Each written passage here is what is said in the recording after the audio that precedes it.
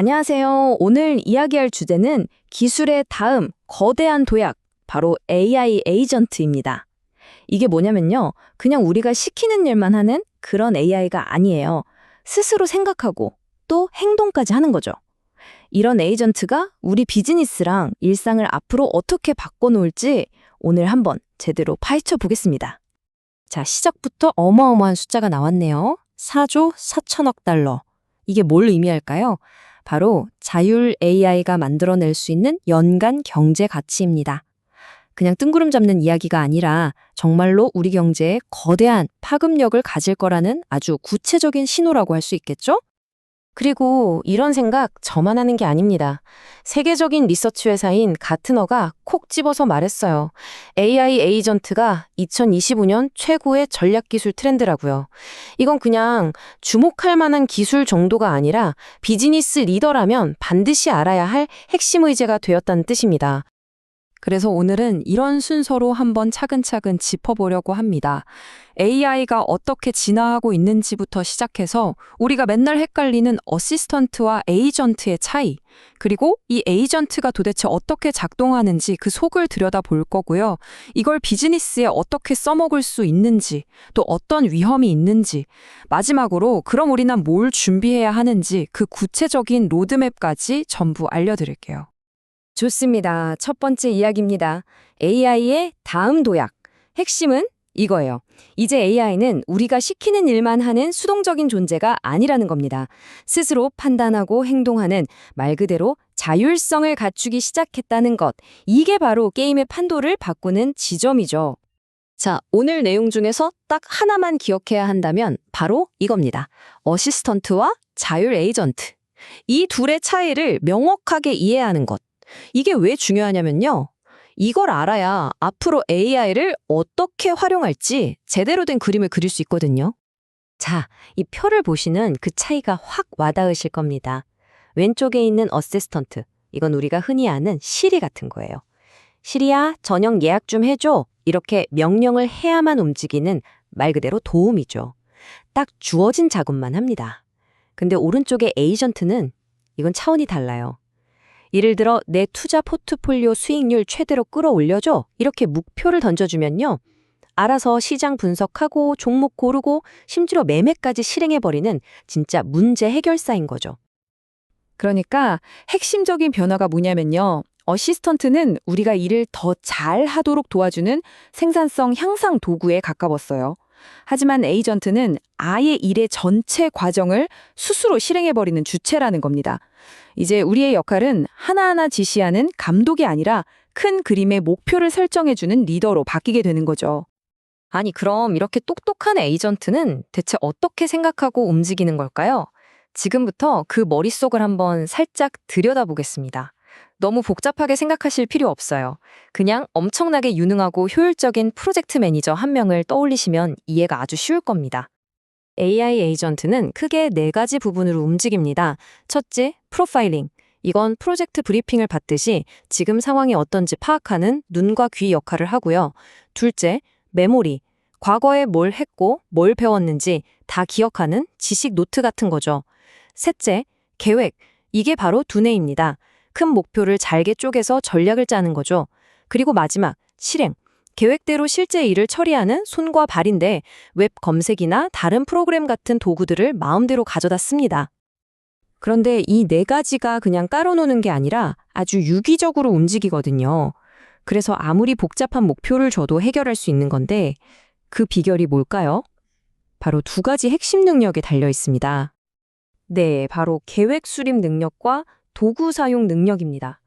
예를 들어서 제가 그리스로 휴가 갈 건데 완벽한 여행 계획 좀 짜줘 라는 목표를 던졌다고 해봅시다.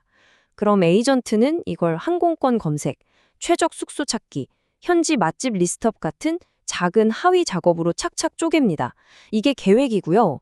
그 다음엔 각 단계를 해결하기 위해서 항공사 사이트, 호텔 예약 앱, 맛집 리뷰 데이터베이스 같은 외부 도구들을 알아서 접속하고 활용해서 일을 끝내버리는 거죠.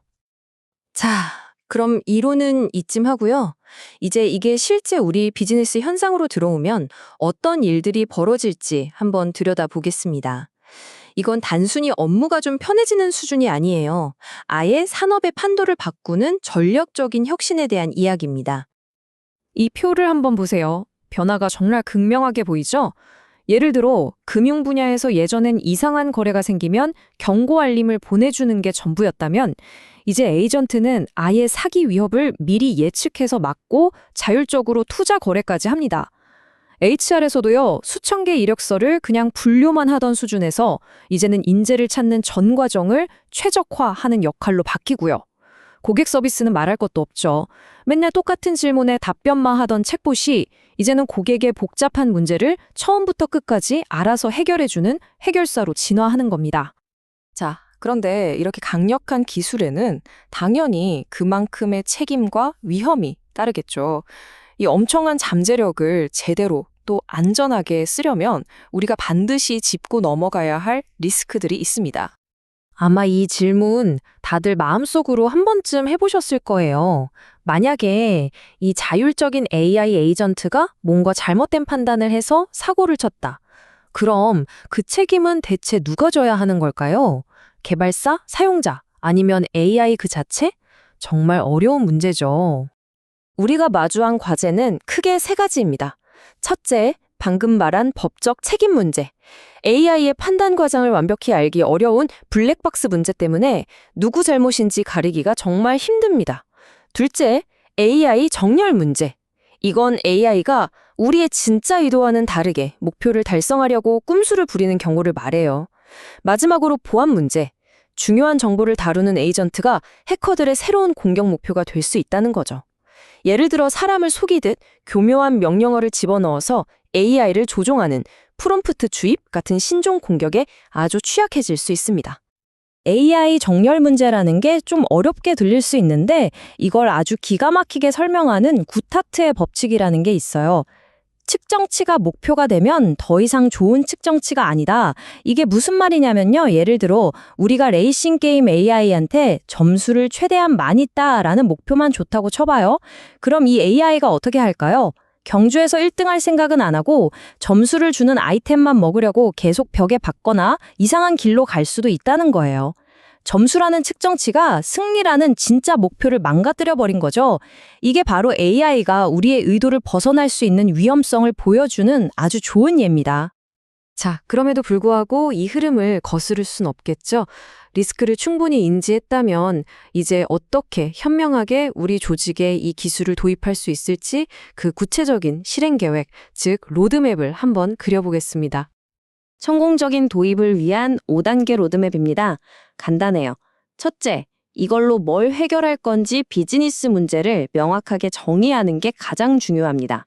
둘째, 처음부터 너무 거창하게 가지 말고 작지만 가치 있는 프로젝트로 시작해서 가능성을 테스트해보세요. 셋째, 데이터 보안과 관리 체계를 아주 튼튼하게 구축해야 합니다. 이건 기본 중의 기본이고요. 넷째, 당연히 필요한 기술과 전문가에게 투자해야겠죠. 마지막으로 작은 성공 사례가 나오면 그걸 바탕으로 조심스럽게 점진적으로 확장해 나가는 겁니다. 이게 핵심이에요. 오늘 이야기의 결론입니다. 이제 AI 에이전트가 우리 팀에 합류할까 말까를 고민할 시점은 지났습니다. 그건 if의 문제가 아니라 when의 문제, 즉 시간 문제일 뿐이니까요. 진짜 중요한 질문은 이것입니다. 우리는 이 새롭고 자율적인 팀원들을 어떻게 리드하고 어떻게 함께 일할 것인가? 바로 이 질문에 대한 답을 찾는 것이 미래의 리더십이 마주할 가장 중요한 과제가 될 겁니다.